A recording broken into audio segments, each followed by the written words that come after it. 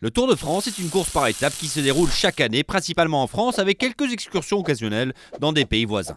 Disputée sur 3 semaines, traditionnellement au mois de juillet, il s'agit d'une exigeante épreuve d'endurance sur une distance d'environ 3500 km. Elle se déroule sur 21 étapes sur tout type de terrain. À titre de comparaison, les coureurs parcourent environ la distance qui sépare Londres de Tel Aviv, New York de Las Vegas, Katmandou de Shanghai ou encore Melbourne de Perth en Australie. C'est en 1903 qu'a lieu la première édition du Tour, quand Géo Lefebvre, un journaliste sportif de 26 ans et spécialiste cyclisme pour le quotidien sportif Lotto, souffle l'idée d'une course cycliste à son rédacteur en chef Henri Desgranges, dans le but d'augmenter les ventes de leur journal. Henri tombe immédiatement amoureux de l'idée et le premier Tour est organisé. 19 jours de course entre le 1er et le 19 juillet. La course attire quelques 60 coureurs qui se partagent les 20 000 francs de prime, dont 6 075 francs au premier vainqueur final, Maurice Garin. Garin a franchi la ligne d'arrivée finale à Paris avec 3 heures d'avance sur son dauphin Lucien Potier et près de 65 heures avant le 21e et dernier coureur. Sur 60 coureurs, seuls 21 vont terminer ce premier Tour de France, preuve éclatante et immédiate de la dureté de l'épreuve. À de nombreux égards, la course à l'époque était beaucoup plus difficile que sa version moderne. Les concurrents devaient parcourir jour et nuit les chemins de terre sur des bicyclettes à pignon fixes, l'essence en alerte pour éviter les obstacles humains, les voitures qui gênaient la circulation et les clous jetés par les supporters des autres coureurs. Les premiers tours étaient ouverts à quiconque souhaitait participer. La plupart des coureurs se regroupaient en équipes constituées par des marques de vélos qui les prenaient en charge. Quelques coureurs privés, appelés touristes routiers, étaient acceptés dans la course pour autant qu'ils ne demandent rien aux organisateurs. À partir de 1930, les participations individuelles sont interdites et les touristes routiers disparurent presque tous, certains étant absorbés par les équipes régionales créées par Henri Desgranges. Dès la 3e édition, en 1905, les courses de nuit sont abandonnées suite aux nombreuses tricheries que les juges ne pouvaient pas voir. Si cette décision eut pour effet de réduire les distances à parcourir quotidiennement et la longueur globale de la course, les organisateurs continuèrent à privilégier l'endurance. D'après Desgranges, pour que la course soit parfaite, il faudrait qu'un seul et unique coureur arrive à Paris. L'exigence du parcours capta l'imagination du public et la course prit son rythme annuel dès sa première édition en 1903, avec 2 seules exceptions lors des 2 guerres mondiales. Alors que le Tour gagnait en popularité, la course fut allongée, commença à s'internationaliser et attirer des coureurs venus des 4 coins du monde.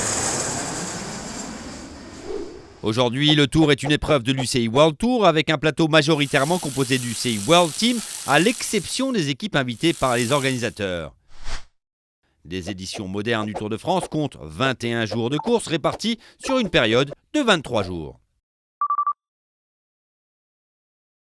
Si le parcours du Tour de France moderne change chaque année, le format reste le même et le vainqueur final est le coureur dont le temps de course cumulé est le moins élevé dans les 3 différentes catégories d'étapes. Quelles sont-elles ? Les étapes de plaine, d'habitude sur des routes permettant des vitesses élevées et traversant la campagne française. Les étapes contre la montre, une course individuelle contre le temps, les cyclistes utilisant un vélo aérodynamique. Et les étapes de montagne qui empruntent notamment les routes des Pyrénées et des Alpes. C'est bien évidemment la partie la plus difficile du Tour. Toutes les étapes sont chronométrées jusqu'à l'arrivée, les temps finaux des coureurs étant ajoutés aux temps réalisés lors des étapes précédentes. Le coureur dont le temps agrégé est le plus bas prend la tête de la course et a l'honneur de revêtir le très convoité maillot jaune. Le porteur du maillot jaune peut changer tout au long de la course en fonction des résultats de chaque étape. Le vainqueur final est le coureur qui reçoit le maillot jaune après la conclusion de la dernière étape du Tour qui s'achève chaque année depuis 1975 sur les Champs-Élysées à Paris. Pourquoi un maillot jaune ? Attribué pour la première fois en 1919, il tire sa couleur distinctive du papier sur lequel était imprimé le journal Lotto. On aurait pu trouver meilleur support promotionnel. Mais le maillot jaune n'est pas le seul maillot décerné lors de la course, même s'il attire la majorité des regards car il est porté par le vainqueur du classement général. D'autres classements sont apparus au fil des ans, chacun avec son propre maillot distinctif. Le maillot vert récompense le meilleur sprinter de la course. Le maillot à pois désigne le meilleur grimpeur. Le maillot blanc revient au meilleur coureur du classement général âgé de 25 ans ou moins. Outre les maillots, des dossards distinctifs sont également décernés à certains coureurs pendant la compétition. Par exemple, le dossard rouge est décerné au coureur le plus combatif d'une étape et est porté par ce dernier lors de l'étape suivante. Le dossard jaune va à l'équipe qui domine le classement par équipe.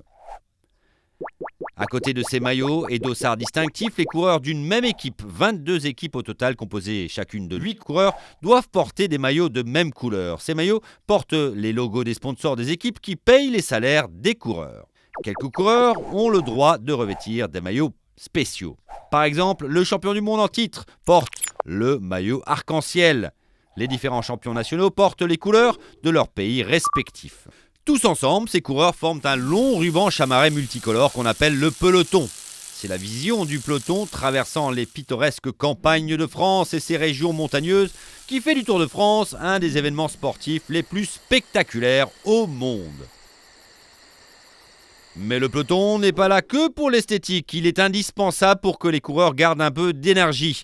Le peloton ralentit donc parfois et change de forme pour exploiter les vents arrière, contrer les vents de face et gérer les vents latéraux, une stratégie connue sous le terme d'aspiration. Rouler au milieu ou à l'arrière d'un peloton massif permet aux coureurs d'économiser jusqu'à 40% d'énergie. Par contre, les coureurs en tête du peloton doivent fournir plus d'efforts et consomment tellement d'énergie qu'ils n'ont que peu de chances de remporter l'étape. Ils acceptent de se sacrifier pour imprimer au peloton le rythme qui correspond le mieux à la stratégie de course de leur équipe. Il est néanmoins impossible de gagner le Tour de France ou de revêtir un des maillots les plus convoités en restant calfeutré au milieu du peloton. Un coureur désireux de remporter le Tour devra sortir de celui-ci s'il veut remonter au classement général. Quand un groupe s'échappe, la stratégie change et les coureurs se placent en double file. Le meneur se déporte sur le côté en s'éloignant du vent et le coureur suivant prend un court relais face au vent avant de s'écarter à son tour, ce qui a pour effet de créer une file en rotation constante. Quand la file indienne rencontre un vent de travers, une bordure se crée qui place la double file dans un angle permettant aux coureurs de trouver un abri naturel. C'est alors que s'enclenche la stratégie d'équipe. Par exemple, si l'échappée est principalement composée de coureurs de la même équipe ou de coureurs ne présentant aucun danger au classement général, ils peuvent collaborer pour distancer le peloton et leurs rivaux. En revanche, s'il y a dans l'échappée des coureurs d'une équipe rivale ou des coureurs qui constituent une menace au classement général, les autres échappés leur refuseront toute aide en les obligeant à multiplier leurs efforts pour garder le contact avec le groupe, avec le risque de dilapider ce qui leur reste d'énergie. En fait, si le Tour de France est une épreuve individuelle, en cela que chaque coureur est seul à pousser sur ses pédales, la victoire finale est dans une certaine mesure le résultat du dévouement de toute une équipe. Il est d'ailleurs rare que le vainqueur d'une étape oublie de remercier ses équipiers sans lesquels il n'aurait jamais gagné. Les coureurs qui n'ont pas pour objectif de figurer dans les principaux classements, communément appelés les équipiers, font la sale besogne qui permet à leur leader de se mettre en avant ou parfois de simplement survivre. Ce sont eux qui doivent se faufiler jusqu'à la voiture de l'équipe pour aller chercher des bidons ou qui doivent prendre le vent pour protéger leur leader. Parfois, ce sont eux qui doivent ralentir la cadence pour permettre à un équipier en difficulté de revenir. Si un leader se retrouve privé d'équipier dans une échappée ou dans une étape de montagne, il sera en grand danger à un point tel qu'il risque de connaître une fringale. Un coureur a une fringale quand il est au-delà de l'épuisement et n'a plus la force de continuer. Il risque de perdre un temps considérable et parfois de terminer hors délai.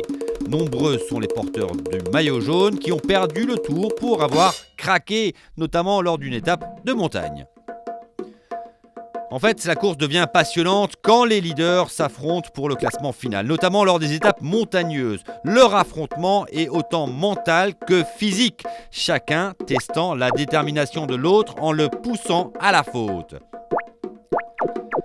Si un coureur craque ou se retire de la course pour l'une ou l'autre raison, il trouvera heureusement refuge dans la voiture balai. On appelle voiture balai le véhicule qui suit la course et ramasse les retardataires incapables de terminer la course dans les délais. Il les balaye. Inutile de préciser que seul un athlète d'exception pourra surmonter les défis physiques et mentaux de la course. Il devra aussi compter sur une bonne équipe, un petit brin de chance et des nerfs d'acier pour remporter le Tour de France, car nombreux sont les obstacles rencontrés sur le chemin de la victoire. Par exemple, il faudra composer avec les 184 coureurs en course pour éviter les chutes massives et être capable de dévaler les pentes escarpées des étapes de montagne à des vitesses dépassant parfois les 100 km/h. La moindre erreur ou le moindre dérapage pouvant entraîner une chute dangereux. Il devra aussi supporter les conditions atmosphériques difficiles, la pluie, la grêle et parfois la neige sur les sommets montagneux, autant de risques à subir. Dans un mauvais jour, le coureur peut chuter ou attraper froid et voir ses chances de terminer la course s'envoler en fumée. Lors des étapes de plaine, c'est la chaleur torride de l'été qui pourrait entraîner déshydratation et coups de fatigue. Les coureurs du Tour ne partent pas seuls au front néanmoins, ils sont suivis d'une longue procession composée de leur encadrement technique, des organisateurs de la course et des représentants des médias. Autant de petites fourmis poursuivant le même but, aider les coureurs et faire découvrir au monde les sublimes images du Tour de France, reprises par 100 chaînes de télévision dans 190 pays pendant près de 6300 heures de diffusion, Sans oublier les millions de fans qui suivent la course sur les réseaux sociaux. Enfin, il y a les 10 millions de spectateurs, hommes, femmes et enfants, qui s'agglutinent sur les bords des routes en moyenne pendant un peu plus de 6 heures pour encourager les coureurs et voir de plus près leur héros, l'un des spectacles sportifs les plus extraordinaires au monde. 1 heure avant le passage des coureurs, c'est à la longue caravane publicitaire qu'il reviendra de divertir les spectateurs. Celle-ci, devenue un élément central de l'expérience du Tour de France, se compose de près de 160 véhicules et de 600 personnes qui distribuent environ 15 millions de cadeaux aux fans. Vous le voyez, le Tour de France est bien plus qu'une simple course cycliste. Il s'agit de l'un des événements et spectacles sportifs les plus époustouflants et les plus mémorables organisés sur notre belle planète.